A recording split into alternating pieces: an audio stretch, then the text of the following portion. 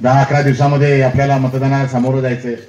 चांगला खासदार निवडून द्यायची ही 5 वर्षातली एकमेव वेळ आहे. आता उद्धव साहेबांची शिवसेना जी आहे त्या शिवसेनेचे सन्माननीय ओमराजे निंबाळकर, मी राष्ट्रवादीचा असल्यामुळं वराड्यांमध्ये आमची विकेती होते. नवरदेव शिवसेनेचा आहे, आम्ही वराडी आहोत, पण वराडी असलो तरी इमाने एतबारे काम करत असतो. पैशासाठी गाभाळा लपवण्यासाठी या पक्षातून त्या पक्षात उड्या मारत नाही. कार्यकर्ते किती गेले काही झालं तरी जनता आहे तिथेच आहे. जनता प्रकारे जाणतात काय चाललंय. टीव्हीवर रोज दिसतंय, टीव्ही पेक्षा जास्त युट्यूबवर दिसतंय. टीव्ही मध्ये सगळे चॅनल विकत घेतलेले आहेत, त्यामुळं तुमची सगळी विचार, तुमची सगळी नजर भटकवण्याचं काम या टीव्ही मध्ये सध्या होतं. वेगळेच चालू आहे, पण खरं काय चालू आहे ते सांगायला तयार नाहीये. बेरोजगारीबद्दल एक शब्द बोलायला तयार नाही. शेतकऱ्यांच्या हमी भावाबद्दल कोण बोलत नाही. स्वामीनाथन आयोगाबद्दल कोण बोलत नाही. गावागावामध्ये बेरोजगारी वाढली, शेतकऱ्यांची व्यथा काय हे समजून घ्यायला तयार नाही.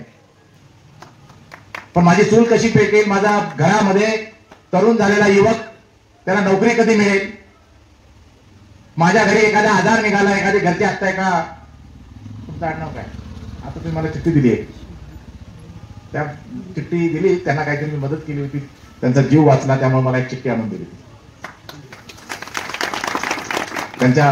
तुमची मुलगी होती का, कोण होती त्या आहेत त्या भावाची मुलगी, काही कॅन्सर झाला होता, मी मदत केली. ठीक आहे, माझं काम आहे, मला कुठे पदाची अपेक्षा नसते, पण मला देवाने काय दिले ते कुठेतरी थोडंफार शेतकऱ्यांच्या लग्नाच्या माध्यमातून, पाण्याच्या माध्यमातून, आजाराच्या माध्यमातून कुठेतरी मदत करायचा मी प्रयत्न करत होतो. पण तो विषय आजचा विषय नाहीये.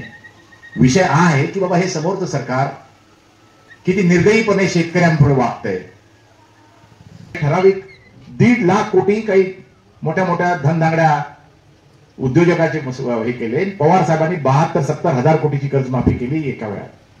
आज 1.5 लाख कोटी केले असते तर आज भारतात कमीत कमी अशी 70 हजाराची 2-3 वेळा कर्जमाफी होऊ शकली असती, पण ते करत नाहीये.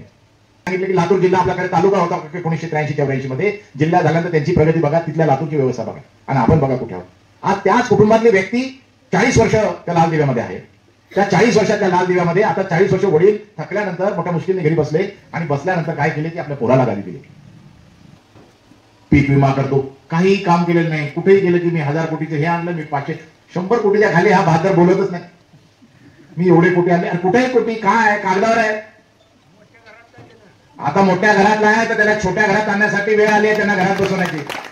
हेच मी थांबायचा प्रयत्न करतोय की मोठ्या घरातले मोठे व्हायला लागले, बारक्या घरातले तुमच्या आमच्यासारखे बारीक होत चालले. लोकसभा ही तर त्यांना घरी बसवायचंच आहे, पण लोकसभा बसून सुद्धा शांत बसायचं नाही आपल्या सर्वांना.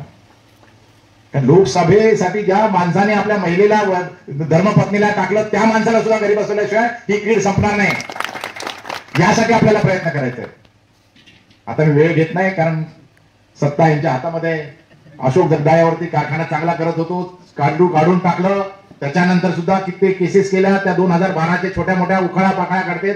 12 वर्षांनी आमच्यावर काय काय केसेस टाकायला लागले, गुन्हे दाखल करायला लागलेत. मला त्याची पर्वा नाही, मी यांना पुरवणार आहे.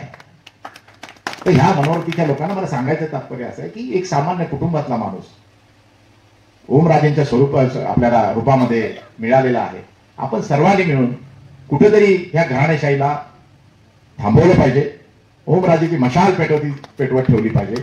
आपण सर्वांनी मिळून मोठ्या संख्येने यावेळी मतदान केंद्रावर तुटून पडून ह्या मनोवृत्तीला, ज्या घराणेशाहीला घरात बसवलं पाहिजे, आणि ओमराजेंची मशाल आपल्याला पेटवत ठेवायची. 7 तारखेला जे आपलं मतदान आहे, आपण सर्वांनी, सर्व जेवढे काही बूथ प्रमुख आहेत त्या सर्वांनी चिन्ह घराघरामध्ये पोहोचून द्या. चिन्हाच्या बाजूला, मशीनच्या बाजूला तिथं बटन दाबतो, 2 नंबरला आपल्याला ओमराजेंचं नाव आणि मशाल चिन्ह आहे, तिथं दाबायचं. त्याच्या बरोबर बाजूला 5 ते 7 सेकंदामध्ये ते मतदान टाकले की नाही हे बघा की बरोबर टाकलेले जागे गेले नाही, दुसऱ्या पक्षाला गेले.